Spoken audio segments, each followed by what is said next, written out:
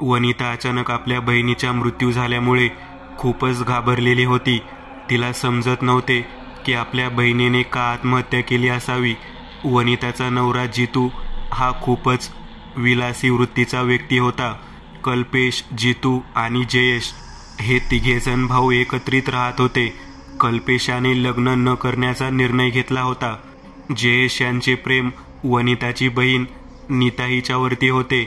आपली प्रियसी अचानकच आत्महत्या करून गेली या गोष्टीमुळे तो वेडा झाला होता. तो रात्रभर दारू पीत बसायचा. कल्पेश हा वासनांध व्यक्ती होता. याला शारीरिक सुखाच्या शिवाय दुसरी कोणतीही गोष्ट पसंत नव्हती.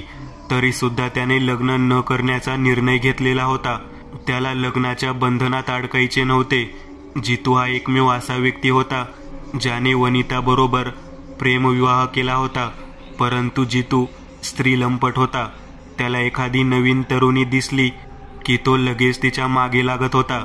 नीताचे प्रेम पाहिल्यानंतर चारू म्हणाला, या मुलीवरती कोणीतरी अत्याचार केलेला आहे. त्याला त्रासून या मुलीने जीव दिलेला आहे. ही गोष्ट ऐकल्यानंतर वनिताला खूपच वाईट वाटले. आपल्या बहिणीवरती कोणी अत्याचार केला असेल याचा शोध तिला घ्यावासा वाटला. वनिताचा मामा चारू हा म्हणाला, वनिता तू रडू नकोस. तुझ्याप्रमाणेच नीता ही सुद्धा माझी लाडकी भाची होती. मी तिच्या आत्म्याला शांती लाभण्यासाठी सर्वतोपरी प्रयत्न करेन. मी माझ्या तांत्रिक सिद्धीतील सर्व गोष्टींचा वापर करून तिच्या इच्छा पूर्ण करेन. ज्या गोष्टीमुळे तिने आत्महत्या केली आहे ती गोष्ट शोधून काढेन. घरातील सर्व लोकांनी नीताचा अंत्यविधी करायचे ठरवले. तिला बाजूच्या स्मशानभूमीत दफन करून ते सर्वजण घरी आले. मध्यरात्री वनिताच्या दारावरती थाप पडली. कोणीतरी दरवाजा ठोठावत होतं. वनिताने हळूच दरवाजा उघडला. चारू घरामध्ये आला. त्याने वनिताला एक गोष्ट सांगितली, माझ्या भाचीचा झालेला मृत्यू याचा बदला मी घेणार, परंतु यासाठी तर्पण करावे लागेल. त्याशिवाय बदला घेता येणार नाही. हा विधी करण्यासाठी कोणत्या तरी एका स्त्रीचे प्रेत लागेल. ते जर प्रेत मिळाले तर आपण आपल्या नीताच्या मृत्यूचे कारण शोधून तिच्या मारेकऱ्याला शिक्षा देऊ शकतो. वनिता म्हणाली, तर्पण म्हणजे काय? त्यानंतर चारू तिला सांगू लागला, माणसाच्या मृत्यूनंतर त्याला शांती मिळावी, त्याला गती मिळावी, त्याचा स्वर्गलोकीचा प्रवास अतिशय सुंदर व्हावा म्हणून व आपल्या पिढ्यांमधील पुढच्या पिढीला सुख शांती लाभावी यासाठी तर्पण केलं जातं. तर्पण हा विधी केवळ पाण्याने केला जातो, परंतु आघोरी साधनेमधला एक भयंकर असा विधी म्हणजे रक्ततर्पण. हा विधी जर पूर्ण केला तर नक्कीच नीताच्या मारेकऱ्याला आपण शोधू शकतो. वनिता म्हणाली, मामा तू जो सांगतो ते मी करायला तयार आहे. मग असेल त्याला मी शिक्षा देणारच. वनिता आणि चारू या दोघांमध्ये या प्रकारचा संवाद होऊन तब्बल 5 महिने उलटून गेले. त्यांना कोणत्याच प्रकारचे स्त्रीचे प्रेत काही मिळाले नाही. त्यातच जितू खूपच आजारी आहे असे सर्वांना वाटू लागले.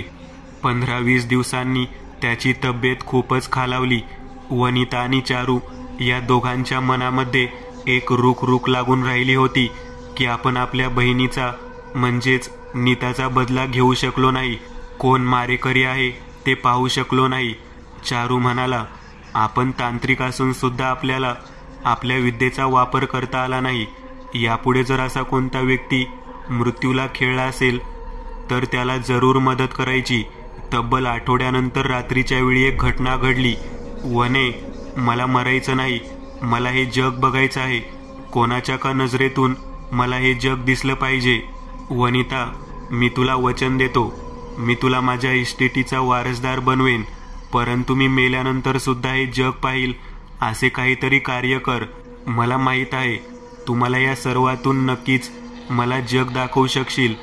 केवळ 4 दिवसांचा मुदत असलेला जितेश वनिताला विनंती करत होता. वनिता गरोदर होती.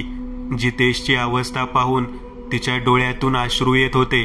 इस्टेट, जमीन जुमला याच्या मागे धावणारा जितू खऱ्या अर्थाने जमिनीवरती आलेला होता. त्याची इच्छा होती तो मेल्यानंतर सुद्धा त्याला हे जग पाहता यावं. त्याला खऱ्या अर्थाने त्याचे लेकरू पाहायचं होतं, परंतु दुर्धर आजारामुळे आजारी असल्या कारणाने त्याला आपले लेकरू पाहता येणार नव्हतं. वनिताला सुद्धा ही गोष्ट खूपच वाईट वाटत होती, परंतु नियतीच्या समोर कोणीही काही करू शकत नाही. या सर्व गोष्टीवरती केवळ एकच विधी होता, जो अघोरी शक्तीमधील सर्वात भयंकर विधी म्हणून ओळखला जात होता. या विधीचे नाव होते रक्ततर्पण चक्षु. बालपणापासूनच आपल्या घरातील तांत्रिक व्यक्तींच्या सहवासात राहिलेली वनिता हिचा प्रेमविवाह जितूबरोबर झालेला होता. आज आपल्या नवऱ्याच्या अंतिम इच्छा खातीर तिला हा विधी करावा लागणार होता, परंतु हा विधी म्हणावा तेवढा सोपा नव्हता. जितूच्या मृत्यूनंतर त्याच्या प्रेतामधून त्याचा एक डोळा बाजूला काढायचा होता आणि तो डोळा बाजूला काढून त्याच्या घरातील एका व्यक्तीला वश करून त्या व्यक्तीचा डोळा बाहेर काढायचा होता व त्या ठिकाणी जितूचा डोळा रक्ताने तर्पण करून त्या डोळ्याच्या ठिकाणी बसवायचा होता. जितू हा मृत्यूनंतर सुद्धा त्याच्या त्या डोळ्याच्या रक्ततर्पण चक्षुपणामुळे वनिता आणि बाळाला पाहू शकणार होता. वनिताला या गोष्टीची माहिती नव्हती की हा विधी पार पाडल्यानंतर केवळ आपला नवरा आपल्या मुलाला आणि आपल्याला पाहू शकेल, परंतु त्याच्या त्या डोळ्याने ज्या व्यक्तीचे शरीर धारण केले आहे त्या व्यक्तीचं काय होईल याची तिला काहीच जाणीव नव्हती. आपल्या नवऱ्याच्या हातामध्ये हात ठेवत तिने त्याला वचन दिले, तुझा मृत्यू जरी झाला तरी तुझ्या डोळ्याला रक्ततर्पण चक्षु विद्येमध्ये तर्पण करणे आणि नवीन व्यक्तीच्या शरीरामध्ये तुझा डोळा जिवंत ठेवेन. तिने दिलेले वचन ऐकताच जितू म्हणाला, मी तुला पैशाचे आमिष दाखवलं, परंतु मला खरंच काय करावं कळत नव्हतं. वनिता, माझ्या या दुर्धर आजारामुळे आपल्या कुटुंबाचे होणारे वाताहत मी या डोळ्याने पाहू शकत नाही. मला तुला माझ्या मृत्यूनंतर सुद्धा पाहायचं आहे. मला माझ्या लेकराला जिवंतपणी जरी पाहता आलं नाही तरी माझ्या मृत्यूनंतर सुद्धा त्याला अंगाखांद्यावर खेळताना पाहायचं आहे. वनिताने आपल्या नवऱ्याला वचन दिलं खरं, परंतु तो विधी पूर्ण करण्यासाठी तिला घरातील एका व्यक्तीचे शरीर हवं होतं, तेही एका रात्रीकरिता. आणि त्या रात्रीमध्ये त्याला वशीकरण विद्यामध्ये वश करून रक्ततर्पण चक्षु हा विधी पार पाडायचा होता. तिला या विधीमध्ये केवळ एक व्यक्ती मदत करू शकत होती, ती म्हणजे तिचा मामा चारू. तिने चारूला कोणत्याही गोष्टीची कल्पना न देता आपल्या नवऱ्याला वचन दिलं खरं, परंतु आता जेव्हा विधी करायचा होता तेव्हा चारूशिवाय हा विधी कोणीच करू शकत नव्हतं. वनिता ही चारूजवळ गेली आणि चारूला तिने ही घटना सांगितली. चारू म्हणाला, तू मूर्ख आहेस का? तुला या विधीबद्दल माहिती आहे, परंतु त्याचे परिणाम माहीत आहे का? ज्या व्यक्तीच्या शरीरातील डोळा काढून तू जिवंत व्यक्तीच्या शरीरात बसवशील, तो जिवंत व्यक्ती तो स्वतः न राहता ज्याचा डोळा बसवला आहे तो व्यक्ती होतो. ही गोष्ट ऐकल्यानंतर वनिता जरा घाबरली, कारण एखाद्या प्रेताचा डोळा बसवून ते प्रेत जर आपल्या बरोबर राहत असेल तर मग ही घटना खूपच भयावह होती. तिने आपल्या नवऱ्याला वचन दिले खरे, परंतु आता तो विधी पूर्ण करताना कोणत्या व्यक्तीचे शरीर निवडायचे हा एक मोठा प्रश्न होता. चारू म्हणाला, तुझ्या घरामध्ये तुझ्या नवऱ्या व्यतिरिक्त अजून 2 पुरुष व्यक्ती आहेत. एक तुझा धाकटा दीर आणि एक थोरला दीर. धाकटा दीर जयेश हा या विधीसाठी तयार होईल. तो त्याला याची कल्पना दे. जर तो तयार झाला तर नक्कीच तुझं आयुष्य सुखकर होईल, परंतु कल्पेशाला जर तू या विधीसाठी तयार केले तर मग मात्र फार विचित्र घटना होईल. कल्पेश हा वासनांध व्यक्ती आहे. वनिता म्हणू लागली, वशीकरण विद्यामध्ये जे साहित्य लागते ते मी अशा ठिकाणी ठेवीन की केवळ जयेश त्या प्रसादाचा विडा ग्रहण करेल. कल्पेशला याची कोणतीही कल्पना मिळणार नाही. तसंही जितूच्या अगोदरपासून जयेश मला खूप पसंत करत होता. त्याच्याबरोबर जीवन व्यतीत करणे मला अवघड जाणार नाही. चारू मामा याने दिलेला विडा तिने आपल्या समवेत घेतला आणि जितेशच्या मृत्यूची वाट पाहत ती बसलेली होती. 4 दिवसांनी जितेशचा अंतकाळ जवळ आला. त्याने आपला हात तिच्या हातामध्ये धरला आणि म्हणाला, वने, काही जरी झाले तरी मला तू दिसली पाहिजे. जर तू हा विधी पूर्ण केला नाही तर लक्षात ठेव, मी पिशाच्य होऊन तुझ्या पाठीमागे लागेन. वनिता कोणता विधी करणार आहे याची कोणतीच कल्पना जितूला नव्हती, परंतु त्याला खात्री होती आपली पत्नी तांत्रिक घराण्याशी संबंधित आहे. ती नक्कीच आपल्याला आपल्या डोळ्यांनी तरी संपूर्ण जग दाखवू शकेल. आपल्या गरोदर पत्नीच्या पोटावर हात ठेवत जितूने आपला प्राण सोडला. त्याने प्राण सोडल्यानंतर त्याचे प्रेत व्यवस्थित ठेवायची जबाबदारी चारू आणि वनिता या दोघांवरती होती. त्यांनी कल्पेश आणि जयेश या दोघांना त्याच्या प्रेताचे अंतिम दर्शन घ्यायला सांगितले. कल्पेश म्हणाला, याच्या प्रेताचा अंत्यविधी मी आणि जयेश दोघेही करतो. वनिता, तू काळजी करू नकोस. तुला आयुष्यभरामध्ये मी कधीही काही कमी पडू देणार नाही. कल्पेशचे बोलणे वासनांधतेने भरलेले होते हे वनिताने ओळखले. आता आपल्या नवऱ्याला कब्रस्तानमध्ये पुरले जाणार, त्याचे प्रेत तेथून आपल्याला आणावे लागणार या चिंतेमध्ये वनिता होती. विधीप्रमाणे जितू याचा अंत्यविधी पार पडला. चारू आणि वनिता दोघेही जण अंत्यविधी झाल्यानंतर पहाटे 2 वाजता त्या कब्रस्तानामध्ये गेले. तेथून अगदी व्यवस्थितरित्या जितूचे प्रेत त्यांनी बाहेर काढले. वनिताने ते प्रेत आपल्या घरामध्ये आणले. ते प्रेत बागेमध्ये गाडण्याच्या दृष्टिकोनातून तिने आपल्या घराच्या पलंगाखाली लपून ठेवले. केवळ जयेशानेच वशीकरणाचा विडा खावा अशी तयारी करून तिने तो विडा त्याच्या खोलीमध्ये ठेवला. दुसऱ्या दिवशी संध्याकाळी आपल्या भावाच्या आठवणीमध्ये जयेश पोर्चमध्ये दारू पीत बसलेला होता. त्याच्या खोलीमध्ये ठेवलेला वशीकरणाचा विडा त्याने अद्याप खाल्लेला नव्हता. त्याच वेळेला कल्पेश हा जयेश जवळ येऊन बसला. दोघेही आपल्या भावाच्या आठवणीत मद्यधुंद अवस्थेत दारू पीत होते. दारू जास्त झाल्यानंतर दोघेही आपापल्या खोलीमध्ये जाण्यासाठी निघाले. परंतु चुकून कल्पेश जयेशच्या खोलीमध्ये गेला आणि त्याने पाण्याच्या जगाशेजारी ठेवलेला तो वशीकरणाचा विडा खाल्ला. त्याच रात्री दोघेही दारू पिलेले होते. अशा सुवर्ण संधीचा फायदा घेत चारू आणि वनिता यांनी जितूचे प्रेत विधीसाठी बाहेर काढले. त्याचा डोळा बाहेर काढून वशीकरण विद्याचे मंत्र म्हणायला सुरुवात केली आणि जसे मंत्र मांडले जातील तसे कल्पेश त्या घरातून अनाहूत पद्धतीने त्या प्रेताच्या दिशेने चालत येऊ लागला. कल्पेशला चालत येताना पाहून चारू आणि वनिता दोघेही खूप घाबरले, कारण विडा जयेशने न खाता कल्पेशने खाल्ला आहे हे त्यांच्या लक्षात आले. आता नाईलाज झाला होता. जितू याचा डोळा बाहेर काढून कल्पेशाच्या करंगळीच्या मधून वाहणारे रक्त त्यावरती तर्पण करण्यात आले. ते रक्त तर्पण झाल्यानंतर कल्पेशचा डोळा बाहेर काढण्यात आला आणि तो डोळा जितूच्या प्रेताला बसवण्यात आला. आता पुढे काय होईल या चिंतेमध्ये वनिता होती. विधी पूर्ण झाल्यानंतर त्याच्या डोळ्याच्या कडेने पिवळ्या रंगाची हळद मंत्रोच्चारण करून लेपन करण्यात आली. सर्व विधी पूर्ण झाल्यानंतर ते प्रेताला बागेच्या भागांमध्ये चौकोनी खड्डा घेऊन पुरण्यात आले. रात्रभर हा प्रकार झाल्यानंतर दुसऱ्या दिवशी सकाळी कल्पेश जागा झाला. त्याने स्वतःला आरशामध्ये पाहिले तेव्हा कल्पेश नसून तो जितू होता. सकाळपासून आपली पत्नी कुठे आहे हे पाहण्यासाठी जितू घरभर तिला शोधत होता. बागेमध्ये चारू आणि वनिता या दोघांना पाहून कल्पेशच्या शरीरामधील जितू खूप खुश झाला. त्याने आपल्या पत्नीला जाऊन मिठी मारली आणि तो म्हणाला, शेवटी वने, तू तुझे म्हणणे पूर्ण करून दाखवले. माझी इच्छा पूर्ण केलीस. मला याचा खूप आनंद आहे. चारू कल्पेशच्या शरीरातील जितूला म्हणाला, जरा भानावर राहून वागावे लागेल. जयेशला या गोष्टीची जर खबर मिळाली तर मग खूप अवघड होईल. तू तुझ्या पत्नीला अशा पद्धतीने जवळ करू नकोस. रात्रीच्या वेळी तू तिच्याबरोबर जवळीक साधू शकतोस. दिवसा मात्र तुझी ही वहिनी आहे हे लक्षात ठेव. दिवसभरचे सर्व वातावरण वनिता आणि चारू या दोघांनी शांततेने हाताळले. रात्रीच्या वेळी मात्र जितू हा आपल्याला मिळालेल्या नवीन शरीरामुळे खूप खुश होता. तो आपल्या पत्नीचे शरीर पाहून वासनेसाठी तडफडत होता. रक्ततर्पण विधी ज्या वेळेला झाला होता ती वेळ जवळ येत होती.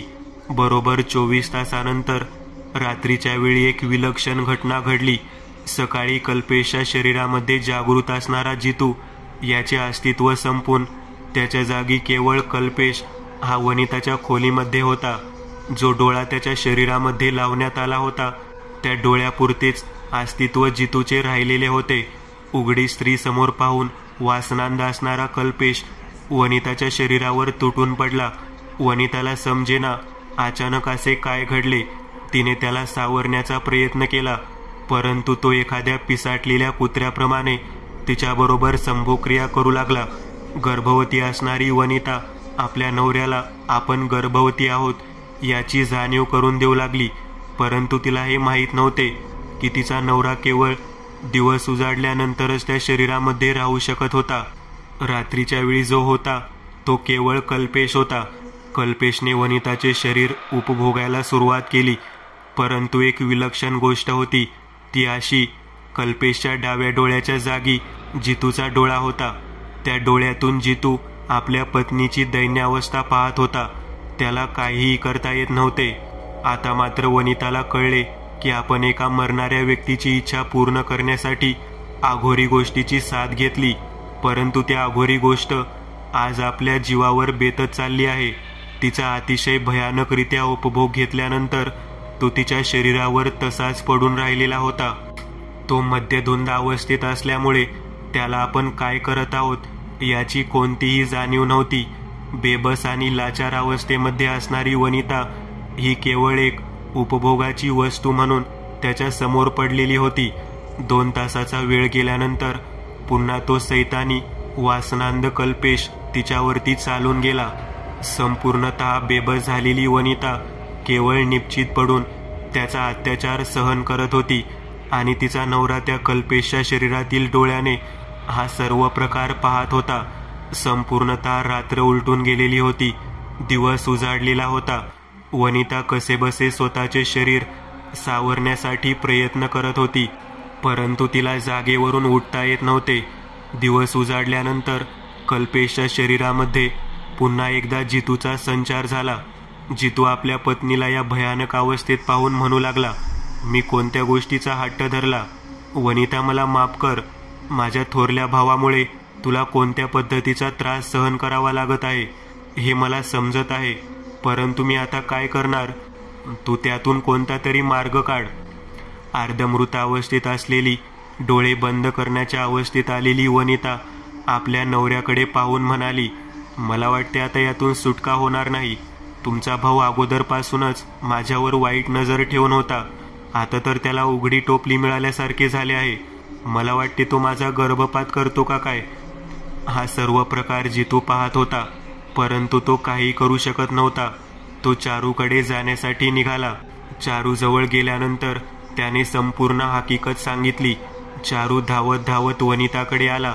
तो म्हणाला, वनिता, मी तुला अगोदर सांगितले होते, या भयानक पद्धतीच्या विधीमध्ये कोणाला ना कोणाला तरी भयंकर त्रास होतो. आता तुझ्या वाट्याला हा त्रास आलेला आहे. आता या भयानक प्रकरणातून बाहेर पडण्यासाठी आपल्याला एक कार्य करावे लागेल. जितूचे शरीर संपूर्णतः बाहेर काढून त्याच्या जागी अशा व्यक्तीचा डोळा बसवावा लागेल जो व्यक्ती तुला आयुष्यभर सुखी ठेवेल. असा असणारा एकमेव व्यक्ती होता तो म्हणजे जयेश. आता जयेशला रात्रीच्या वेळी त्या ठिकाणी बोलावून वश करून तो विधी पार पाडूयात, असे चारू म्हणाला. तेवढ्यात वनिता म्हणाली, रात्रीच्या वेळी नको. रात्रीच्या वेळी ज्याचे शरीर आहे तो व्यक्ती जागृत होतो. मला माझी रात्र माझ्या नवऱ्यासोबत घालवायची आहे आणि तो म्हणजे माझा नवरा जितू हा आहे. आपण हा विधी दिवसा पार पाडूयात. दिवसा हा विधी पार पाडणे म्हणजे एवढी सोपी गोष्ट नव्हती. चारू म्हणाला, या शरीरातून जितूचा डोळा बाहेर काढून पुन्हा तो डोळा जयेशच्या डोळ्याला लावावा लागेल. जयेशचा काढलेला डोळा जितूच्या प्रेतामध्ये दडवून ठेवावा लागेल. कल्पेशला त्याचा डोळा लावावा लागेल. ही वाटते तेवढी सोपी गोष्ट नाही. मी तुला सांगत आहे, या भानगडीत पडू नकोस. तुझ्या नवऱ्याचे प्रेत अंत्यविधीसाठी माझ्या ताब्यात दे. आपण त्याचा 10 संस्कार करूयात. परंतु अशी कोणती तरी गोष्ट होती जी वनिता लपवत होती. तिने काहीही झाले तरी जयेश यांच्या सोबतच तो विधी व्हावा असे चारूला सांगितले. दुसऱ्या दिवशी सकाळी जयेशाला वशीकरण विद्यामध्ये वश करून त्या दोघांनी बागेतील प्रेताजवळ आणले. जयेशाच्या करंगळीतून रक्त प्रोक्षण करून रक्ततर्पणाचा विधी सुरू झाला. पुन्हा एकदा जितूचा डोळा जयेशाच्या डोळ्याच्या जागी बसवण्यात आला. कल्पेश आपल्या आपल्या शरीराच्या पूर्वस्थितीत आलेला होता. रात्रीच्या वेळी नेमकं काय घडत होतं हे आता पाहायचं होतं. रात्रीच्या वेळी जितू जागृत झाला. त्याने वनिताला पाहिले तो आपल्या पत्नीची काळजी करू लागला. तो म्हणाला, जी गोष्ट नको होती ती माझ्या हातून घडली. माझ्या मोठ्या भावाने तुझ्या शरीराचा उपभोग घेतला. या सर्व गोष्टीसाठी केवळ मी कारणीभूत आहे. मला या भयानक चक्रातून बाहेर पडायचे आहे. जयेशाच्या शरीरातील जितू बोलत होता. त्याच वेळेला वनिता म्हणू लागली, किती वेळा तू बदलणार? माझ्या लहान बहिणीच्या बाबतीत सुद्धा तू असेच केलेस. जितू, तू तुझ्या पापकर्मामुळे मृत्यूच्या छायेत गेली. तुला झालेला दुर्धर आजार हा आजार नसून तुझा केलेल्या कृत्याचा कर्मभोग आहे. माझ्या बहिणीचे या जयेशचे प्रेम होते, परंतु तू तिला आपल्या जाळ्यात ओढले. लग्न झाले असले तरी जितू तू माझ्याशी गद्दारी केलीस, आपल्या भावाशी गद्दारी केलीस. आज तुझा डोळा जयेशाच्या शरीरात आहे. त्या अगोदर कल्पेशाला चुकून तो डोळा लावला गेला. त्या नराधमाने पण तुझ्याप्रमाणेच माझ्या शरीराचा कुत्र्याने उपभोग घ्यावा तसा उपभोग घेतला. आज खऱ्या अर्थाने जयेशाचे शरीर मला उपभोगायला मिळणार आहे. माझ्या बहिणीने त्याच्यावर प्रेम केले होते, परंतु तो तिच्यावर फसवून अत्याचार केलास. आज खऱ्या अर्थाने त्याचा बदला घेण्याची वेळ आली आहे. अचानक वनिताने असे बोलल्यामुळे जितू भयंकर चिडलेला होता. तो म्हणाला, तुझ्या बहिणीनेच मला तिच्या शारीरिक जाळ्यामध्ये ओढले होते. जयेश हा पहिल्यापासून तुझ्यावर प्रेम करत होता याची मला माहिती होती. त्याच वेळेला विकट हास्य करणारी वनिता बोलू लागली. वनिता म्हणाली, माझ्या बहिणीचा मृत्यू याला कारणीभूत जितू तू आहेस. रात्रभर रडणारा जयेश याचे हाल मला पाहवत नव्हते. तुझ्या विलासी वृत्तीमुळे, बाहेर ख्यालीमुळे केवळ 6 महिन्याच्या आत अंथरुणाला खिळून बसलास. आयुष्यभर तुला वासनांधता काय असते याची शिक्षा देण्यासाठी मी हा खेळ खेळला आहे. माझ्या बहिणीचे प्रेत तुझ्या प्रेताच्या बाजूलाच गाडलेले आहे. तिच्यावरती मी कोणत्याही प्रकारचा अंत्यसंस्कार होऊ दिला नाही. मी सुद्धा तिच्याच प्रेताचा डोळा काढून माझ्या डोळ्याला बसवलेला आहे. तुला माहीत नसल्यास मी सांगते, माझ्या बहिणीचा डोळा मी माझ्या शरीरात धारण केला आहे, आणि तो सुद्धा रक्ततर्पण चक्षु या विधीने. त्यामुळेच मला या सर्व गोष्टीची माहिती कळाली. तिच्या डोळ्यातूनच मला समजले की तू तिच्यावर कशा पद्धतीने अत्याचार केले आणि तिने कशा पद्धतीने आत्महत्या केली. तिच्या सर्व इच्छा आकांक्षा मला सर्व काही दिसून आल्या. ही गोष्ट समजताच जितू तरफडू लागला. त्याने केलेल्या कृत्याची जाणीव त्याला होऊ लागली. त्याने वनिताची बहीण नीता हिला फसवले होते आणि तिच्याबरोबर शारीरिक संबंध ठेवले होते. तिला तो ब्लॅकमेल करत होता. तिने नग्न अवस्थेतले फोटो काढल्यामुळे ती त्याला काहीही म्हणू शकत नव्हती. केवळ मरण्याच्या अगोदर तिने आपली गोष्ट आपल्या बहिणीला म्हणजेच वनिताला सांगितली होती, परंतु कोणीही गोष्ट केली हे मात्र सांगितले नव्हते. स्वतः तांत्रिक कुटुंबात जन्मल्यामुळे वनिताने रक्ततर्पण विधी अगदी सहजरित्या आपल्या बहिणीच्या प्रेतावरती केला होता. स्वतःचा डोळा काढून तिने तिच्या प्रेताला बसवला आणि तिचा डोळा आपल्या शरीरात धारण केला होता. आता ती जयेश दोघेही एकमेकाचे प्रियकर होते. जितू हा केवळ रात्रभर तडफडणारा आत्मा म्हणून राहिलेला होता. आयुष्यभर आपल्या स्वतःच्या पत्नीचा उपभोग, इतर व्यक्तीने घेतलेले दुःख पाहण्याची वेळ जितूवरती आलेली होती. जितू तडफडत होता. तो ज्या याचना करत होता तो म्हणाला, वनिता, मला तू असे विचित्र विधीमध्ये अडकून घेऊ नकोस. मला मुक्ती दे. तेव्हा वनिता म्हणाली, तुला मुक्ती नाही. तू रोज तुझ्या पत्नीचे शरीर दुसऱ्या व्यक्तीने उपभोगलेले पाहणार आहेस. तू ज्या पद्धतीने माझ्याशी गद्दारी केली, अगदी त्याहीपेक्षा भयानक दुःख तुझ्या वाट्याला मी देत आहे. माझ्या लहान बहिणीचा उपभोग घेताना तुला जरासुद्धा दया आली नाही. आज तुला या गोष्टीची जाणीव मी तुझ्या मृत्यूनंतर सुद्धा करून देत आहे. आता त्याला मुक्ती नव्हती ना त्याला अंत्यविधी होता. एक रक्ततर्पण विधीने झाल्यानंतर एक भयानक पद्धतीने आपल्या नवऱ्याचा बदला घेतला होता. मित्रांनो, आज पुरतं एवढंच. तुम्हाला जर काही गोष्ट आवडली असेल तर नक्की लाईक करा. तुमच्यापैकी बरेचसे जण व्हिडिओ लाईक न करताच पळून जातात, पण हा जर व्हिडिओ तुम्ही लाईक केला तर मला जरा बरं वाटेल आणि असेच भारी भारी व्हिडिओ बनवायची माझ्यात एनर्जी येईल. त्यामुळे नक्की लाईक करा. आणि अजूनही कोणी या चॅनलला सबस्क्राईब केलेलं नसाल तर लगेच सबस्क्राईब करून टाका. आणि बाजूची घंटी ती मात्र दाबायला विसरू नका. देवाची घंटी आहे ती. चला तर मग पुन्हा भेटूया अशीच एक आगळी वेगळी गोष्ट घेऊन पुढच्या